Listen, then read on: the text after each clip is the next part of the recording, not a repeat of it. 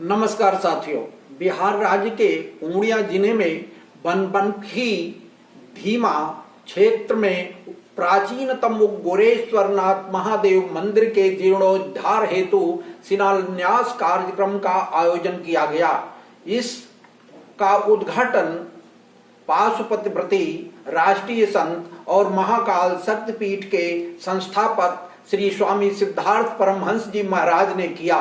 इस अवसर पर क्षेत्रीय विधायक, कुछ प्रशासनिक अधिकारी और क्षेत्र के गणमान्य लोगों के अतिरिक्त बड़ी संख्या में लोग उपस्थित होकर श्री स्वामी जी के प्रवचन का लाभ लिया।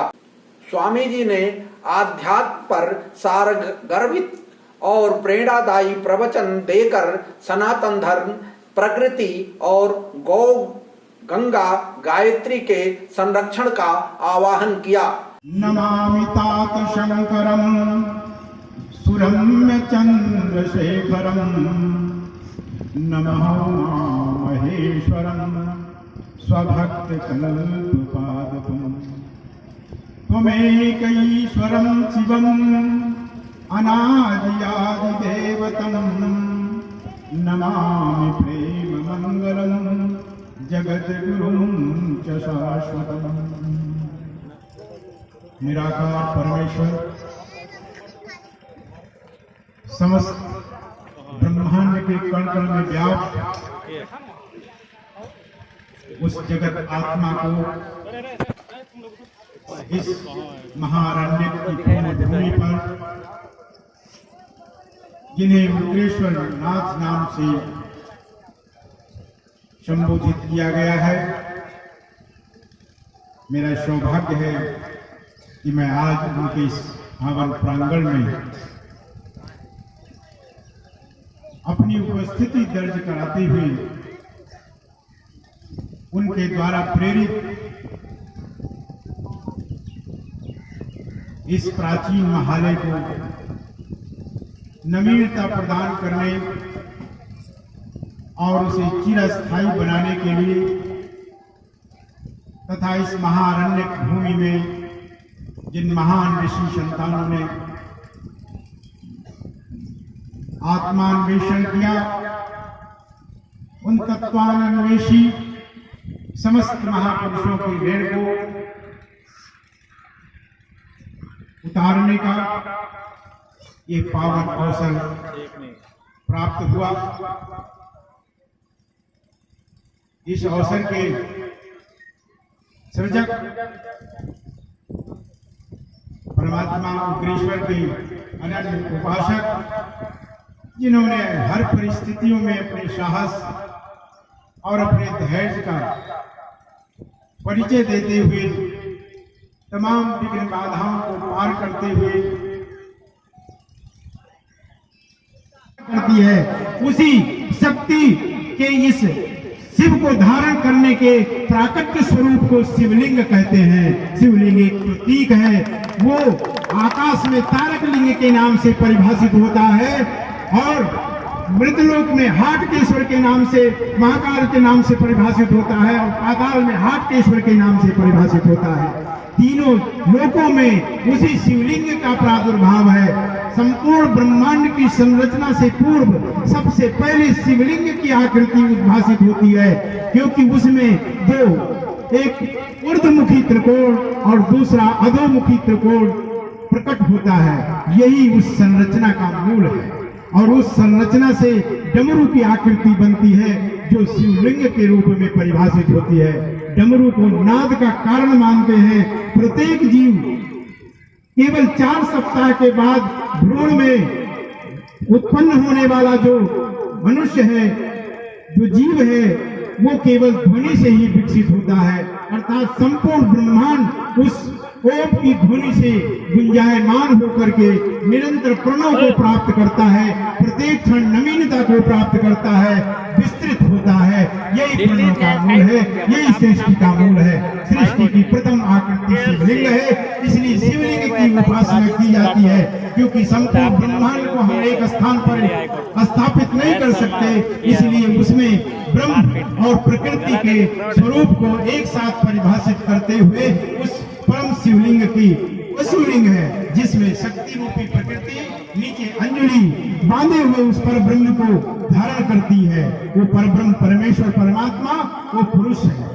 उसी से आत्मा जब अलग होती है तो प्रकृति के संपर्क में आने से ही वो परब्रह्म परमेश्वर जो आत्मा के रूप में है वही पुरुष बन जाता है। पुरुष का तात्पर्य पुरों में निवास करने वाला।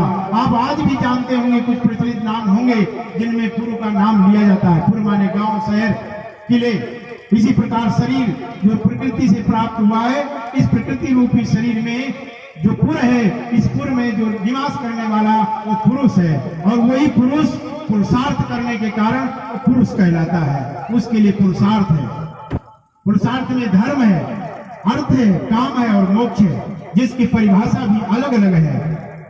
धर्म का तात्पर्य और एक दूसरे का तारतम्य एक दूसरे से बंधा हुआ है, जो एक दूसरे के बिना उसके अस्तित्व की कल्पना नहीं की जा सकती। इसलिए हमें चाहिए कि स्वयं से ही इस जागृति को प्रारंभ करें और आगे जाकर हम अपने आत्मबोध से संपूर्ण जगत को प्रकाशित करें, जो कि संपूर्ण विश्व में मानवता कराह रही है, भ्रमित है। और उसके जीवन के मौलिक अधिकार, सम्मान, जीवित रहने के अधिकार, वो सब कुछ राजनीति और लोगों की उन्मादित प्रवृत्तियों की भेंट चढ़ चुकी है। अर्थात हम मनुष्यता से कहीं दूर चले जा रहे हैं। जिस संस्कृति का बड़े बेतहाशा से विकास होता जा रहा है, वो हमारे इस प्राचीन भारतीय वांग्मयी संस्कृति को एकदम किसी दिन विलुप्त कर चुकेगी। ऐसी बवंडर, ऐसे चक्रवात में फंसा हुआ मानव जीवन आज आत्मा के और यदि उन्मुख नहीं हुआ तो उसका जीवन आने वाले समय में और भी पीड़ित और भी क्रंदित होगा। इसलिए हमें जीवन को बनाना है और आने वाली पीढ़ियों को ऐसी प्रेरणा देना है। इसके लिए जहां से भी संभव हो भारतीय संस्कृति की जागृति की चेतना की निरंतरता सदैव बनी रहे, उसके कोई भी अवसर हमें छोड़ना नहीं है। आज यहाँ मंदिर का निर्माण हो रहा है, कल कहीं और होगा। जहाँ भी कहीं होगा हमें बढ़ चढ़ करके उसका योगदान करना चाहिए और उस योगदान से आने वाली पीढ़ी को, संतति को हम एक अच्छी विरासत दे सकेंगे। धन संपदा का विरासत और संस्कृति के विरासत में बहुत अंतर है।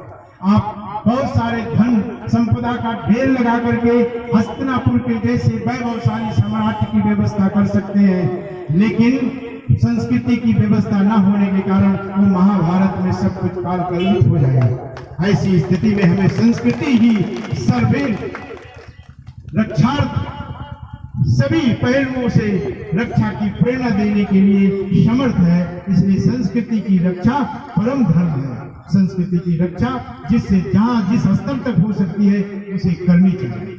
अब रही मंदिरों की बात। मंदिरों की बात के साथ ये बात धारणा में है कि मंदिर में एक ईंट लगाएगा उसे बहुत सा जीवन में धन और संपदा प्राप्त होगी।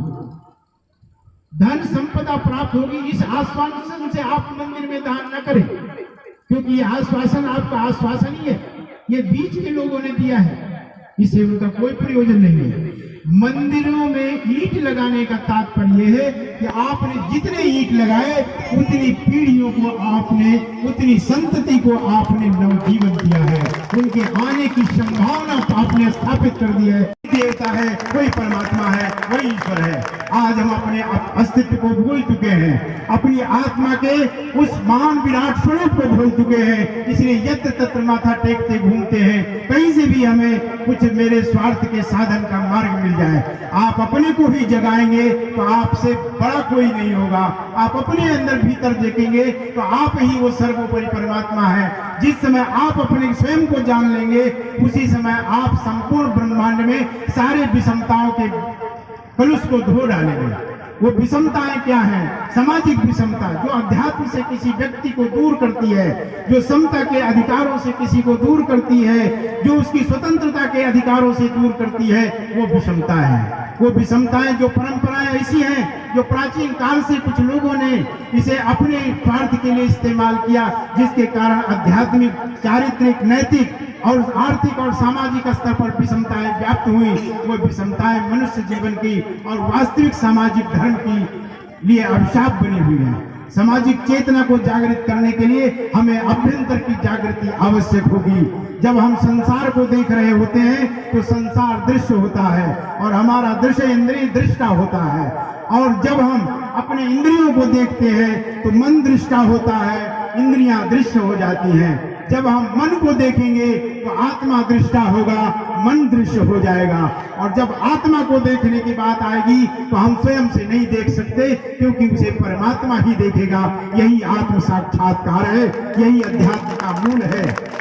आप सूक्ष्म ब्रह्मांड हैं, ये जान लीजिए, स्वामी है आप इसके, ये पहचान लीजिए। आए थे एक देश से, उतरे एक ही घाट, हवा लगी संसार की, हो गए 12 बाट। हमें मनुष्यता जगानी है, हमें शिवत्व प्राप्त करना है। हम शिव की उपासना इसलिए करते हैं क्योंकि शिव के परिवार में बिल्कुल विसंगति है। कहीं सर्प है तो कहीं मोर है, कहीं चूहा है तो कहीं शेर है, कहीं गाय है तो कहीं बैल है, कहीं और प्रकार की तमाम प्रकार के ऐसे असामाजिक विषमताओं से जुड़ा हुआ वो परिवार है जिसमें एक दूसरे के प्रति कभी संवेदना नहीं हो सकती, लेकिन फिर भी उनमें एक आत्मवाद है, एक ऐसा स्वरूप है उनके जीवन के दर्शन का, जिसके कारण संपूर्ण ब्रह्मांड में केवल शिव उपासना में शिव परिवार की उपासना होती है, बाकी अन्य किसी देवता के परिवार की उपासना नहीं। इसलिए हमें समाज की तमाम विसंगतियों को एक साथ रहते हुए, कोई आदमी हमारा साथ दे अथवा ना दे, कोई हमारी निंदा करे या यश गान करे, आपके बस में है।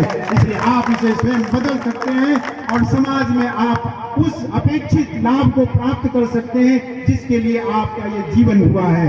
इसलिए इस जीवन की उपयोगिता, इसके अनुपम दिव्यता को प्राप्त करने के लिए आपको स्वयं में उन अद्भुत गुणों को, उन दिव्यता को निखारना होगा जो भारतीय शाश्वत धर्म संस्कृति के मूल है। उन सिद्धांतों को अपनाना होगा। उन्हें बिना अपनाए हम साधारण से असाधारण नहीं बन सकते, हम मनुष्य से दैवत्व नहीं प्राप्त कर सकते, और दैवत्व के पाए बिना हम मोक्ष की अभिलाषा नहीं करते, अमरता की अभिलाषा नहीं करते।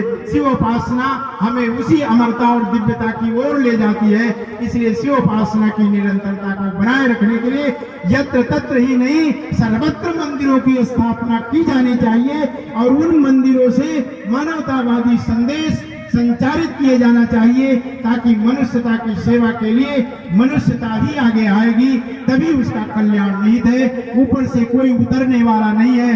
आपके अधिकारों को आपको स्वयं प्राप्त करना होगा, और इसे प्राप्त करने के लिए अंतर की चेतना जागृत होनी होगी।